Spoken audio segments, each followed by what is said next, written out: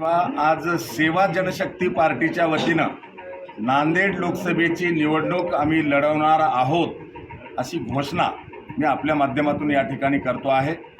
सर्व बहुजन, ओबीसी, दलित, आदिवासी, शेतकरी, कष्टकरी आणि उपेक्षित वर्ग या सर्वांना सोबत घेऊन प्रस्थापित लोकांच्या विरोधामध्ये आणि सामान्य शेतकरी, कष्टकरी, बहुजनांच्या, ओबीसींच्या प्रश्नावर आवाज उठवणारा नांदेड लोकसभेला सक्षम उमेदवार असावा अशा प्रकारची अपेक्षा मतदारांची असल्यामुळं आम्ही सेवा जनशक्ती पार्टीच्या वतीनं ही निवडणूक लढवण्याची घोषणा केली। सर्वांशी समन्वय साधून सक्षमपणे सगळ्यांना सोबत घेऊन एकच उमेदवार देण्याचाही प्रयत्न आम्ही या ठिकाणी करतो आहोत।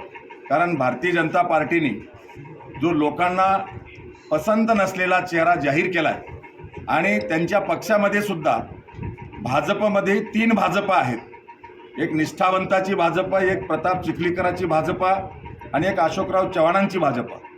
त्यामुळं तिथंही मोठी नाराजी आहे, त्यांनाही पर्याय आवश्यक आहे आणि म्हणून सेवा जनशक्ती पार्टीच्या वतीनं नांदेड लोकसभा आम्ही लढवण्याचा निर्णय घेतला आहे आणि या व्यतिरिक्त महाराष्ट्रातल्या किमान 10 लोकसभा मतदारसंघामध्ये सेवा जनशक्ती पार्टीच्या माध्यमातून आम्ही भूमिका घेणार आहोत आणि आम्ही ज्यांच्या बाजूने आहोत त्यांचाच विजय होईल हे आम्ही सिद्ध करणार आहोत। धन्यवाद।